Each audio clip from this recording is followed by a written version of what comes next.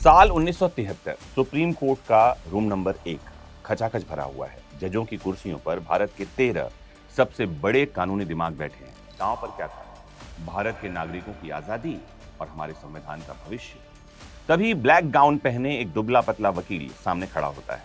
वह बिना किसी कागज को छुए, बिना एक भी बार हिचकिचाए लगातार 32 दिनों तक ऐसी दलीलें पेश करता है कि देश की सबसे शक्तिशाली सरकार के पसीने छूट जाते हैं। जजों की पलकें झपकना बंद हो जाती हैं।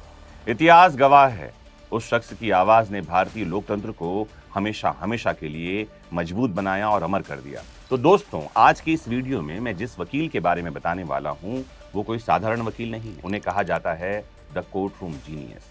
जी हाँ, नानी पालकीवाला।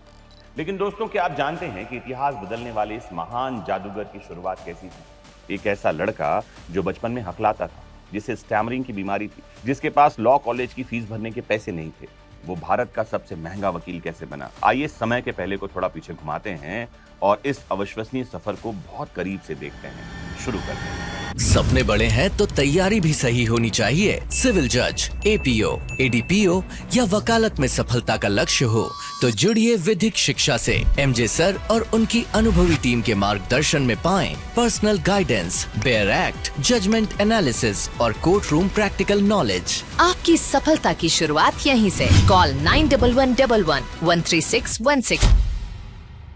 नानी पालकीवाला का जन्म 16 जनवरी 1920 को बॉम्बे, जो कि मुंबई है, उसके एक बेहद साधारण मध्यम वर्गीय पारसी परिवार, मिडिल क्लास पारसी फैमिली में होता है। उनके दादा परदादा पालकी बनाने और उसे बेचने का व्यवसाय करते थे। इसी वजह से उनका पारिवारिक सरनेम पालकीवाला पड़ा। उनके पिता एक छोटा मोटा व्यापार चलाते थे। घर में भले बहुत पैसा नहीं था, लेकिन अनुशासन, कड़ी मेहनत और अच्छी किताबों के प्रति प्रेम कूट कूट कर भरा था। नानी पालकीवाला को बचपन से ही उनके माता पिता ने सिखाया था कि ईमानदारी से भरी कोई दौलत नहीं होती। पालकीवाला का वकील बनने तक का सफर फूलों की सेज नहीं था। बचपन में उन्हें 2 सबसे बड़ी चुनौतियों का सामना करना पड़ा। पहला, स्टैमरिंग यानी हकलाहट की बीमारी। बचपन में नानी ठीक से बोल नहीं पाते थे। वे बुरी तरह से हकलाते थे। कोई सोच भी नहीं सकता था कि जो लड़का 2 वाक्य सीधे नहीं बोल पा रहा है, वो भविष्य में ओरल एडवोकेसी यानी मौखिक दलीलों से पूरी दुनिया को मंत्रमुग्ध कर देगा। लेकिन नानी ने कभी हार नहीं मानी। उन्होंने लगातार बोलने का अभ्यास किया, डिबेट्स में हिस्सा लिया और अपनी इस कमजोरी को अपनी सबसे बड़ी ताकत बना लिया। वे बचपन में बहुत बीमार रहते थे, जिसके कारण वे खेल कूद में हिस्सा नहीं ले पाते थे। इस कमी को पूरा करने के लिए उन्होंने पूरा ध्यान रीडिंग और एकेडमिक्स पर लगा दिया। प्रोफेसर बनना चाहते थे नानी, लेकिन बन गए वकील।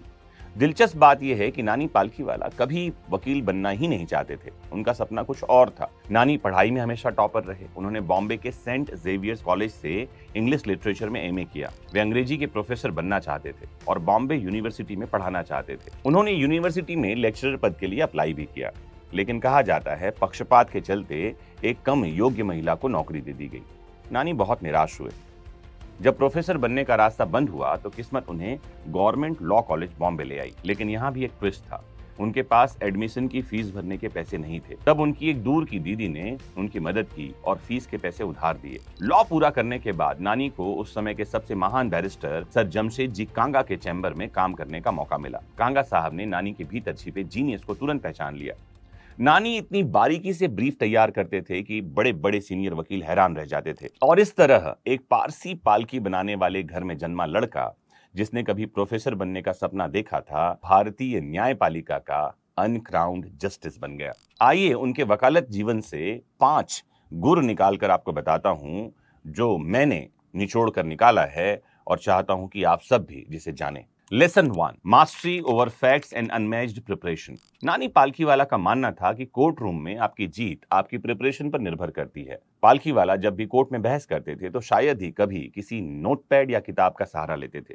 उन्हें केस के फैक्ट्स, पैराग्राफ नंबर्स और स्टेटिस्टिक्स भी मुंह जबानी याद रहते थे। वकालत से अलग जब वे केंद्रीय बजट, यूनियन बजट जिसे कहा जाता है, उस पर जनता के सामने भाषण देते थे तो बिना किसी कागज को देखे जटिल टैक्स नियमों यानी टैक्स लॉज और आंकड़ों को ऐसे समझाते थे जैसे कोई कहानी सुना रहे हो। मुंबई के ब्रेबोर्न स्टेडियम में उनके बजट भाषण को सुनने के लिए 1 लाख से ज्यादा लोग इकट्ठा होते थे। यदि आप एक सफल एडवोकेट बनना चाहते हैं दोस्तों, तो आपके पास एनालिटिकल मास्टरी होनी चाहिए। अपने केस के फैक्ट्स और रिलेवेंट सेक्शंस इतनी अच्छी तरह से याद कर लेना है कि पन्ने उलटने की जरूरत भी ना पड़े। Lesson number 2, simplify the complex, जटिल को सरल बनाना।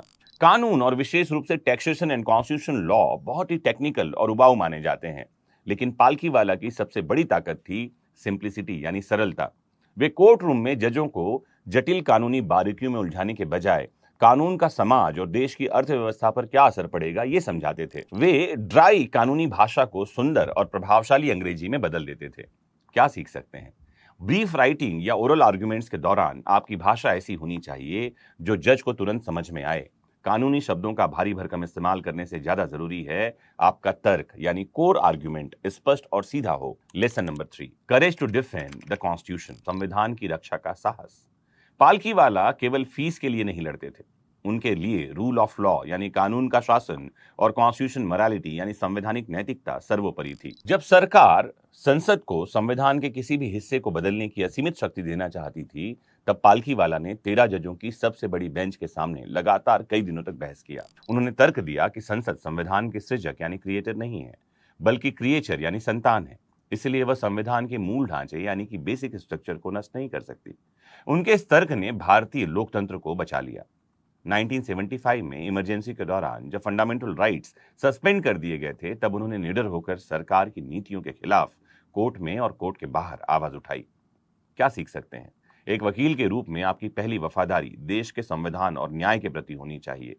सत्ता यानी पावर या विपरीत परिस्थितियों के सामने झुकने के बजाय अपनी इंटीग्रिटी को बनाए रखना बहुत जरूरी है। Lesson number 4, develop a multi disciplinary mindset. नानी पालकीवाला सिर्फ कानून की किताबों तक सीमित नहीं थे।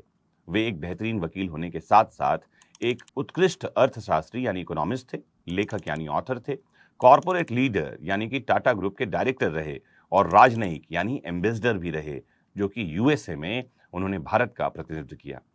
उन्हें साहित्य यानी लिटरेचर, दर्शन शास्त्र, फिलोसॉफी और कला यानी कि आर्ट में गहरी रुचि थी। उनका स्पष्ट मानना था कि केवल कानून पढ़ने से कोई व्यक्ति पूर्ण यानी कंप्लीट वकील नहीं बन सकता। सबक क्या ले सकते हैं हम? एक बेहतरीन लीगल माइंडसेट डेवलप करने के लिए कानून के अलावा economy, sociology, history, literature, philosophy ये सब पढ़ना जरूरी है। ये आपके इंटरडिसिप्लिनरी अप्रोच को मजबूत करता है, जिससे आप कोर्ट में बेहतर उदाहरण दे पाएंगे। आखिरी और 5वां lesson, absolute courtroom etiquette and humility. इतनी बड़ी सफलता और प्रसिद्धि के बावजूद नानी पालकीवाला अपनी विनम्रता और जेंटलमैन कंडक्ट यानी सभ्य व्यवहार के लिए जाने जाते थे। वे कभी भी जजों से बहस करते समय उग्र नहीं होते थे। वे हमेशा अपनी दलीलों को शांतिपूर्वक, पूरे सम्मान और दृढ़ता के साथ रखते थे। वे कभी भी विपक्षी वकील को नीचा दिखाने की कोशिश नहीं करते थे। क्या सीख सकते हैं? कोर्ट रूम में अग्रेशन से नहीं, बल्कि तर्कों की गहराई यानी डेप्थ ऑफ आर्ग्यूमेंट और कोर्ट रूम एटिकेट यानी अदालती शिष्टाचार से ही आप जज को प्रभावित कर सकते हैं। दोस्तों, नानी पालकीवाला का जीवन हमें सिखाता है कि वकालत सिर्फ एक पेशा नहीं है, बल्कि साधना है। उन्होंने साबित किया कि एक वकील अपनी बुद्धिमत्ता, कड़ी मेहनत और नैतिक साहस के बल पर पूरे देश की दिशा बदल सकता है। आज के समय में जब हम कानूनी रिसर्च या वकालत करते हैं, तो पालकीवाला का जीवन हमारे लिए लाइट हाउस यानी प्रकाश स्तंभ की तरह काम करता है। नानी पालकीवाला के जीवन को और बेहतर तरीके से जानने समझने के लिए आप किताब पढ़ सकते हैं, द कोर्ट रूम जीनियस। नानी पालकीवाला ने शुरुआती दौर में संविधान की रक्षा और फंडामेंटल राइट्स को बचाने के लिए कड़ी लड़ाई लड़ी। मुझे उम्मीद है कि आज के इस वीडियो से न केवल आप नानी पालकीवाला से परिचित हुए हैं, बल्कि आपने उनके जीवन से 5 शानदार हीरे चुन लिए हैं। और ये भी उम्मीद करता हूं कि ये हीरे आपके वकालत के करियर को जगमगाने में मददगार होंगे। जरूर बताइए हमारा ये प्रयास कैसा लग रहा है आपको, और आप कौन लीगल ल्यूमिनरीज हैं जिनके बारे में जानना, सुनना, समझना चाहते हैं और उनके जीवन से ऐसे मोती चुनना चाहते हैं। मोस्ट इंपॉर्टेंटली कमेंट बॉक्स में जुड़िए, और अगर चैनल सब्सक्राइब कर ही लिया है तो बेल आइकॉन क्लिक कर लीजिए, ताकि ऐसे वीडियोस की नोटिफिकेशन सीधे आपको मिलते रहें। मोस्ट इंपॉर्टेंटली अपना खूब ख्याल रखिए और जुड़े रहिए आपके अपने फेवरेट प्लेटफॉर्म वैदिक शिक्षा से। नमस्कार, जय हिंद।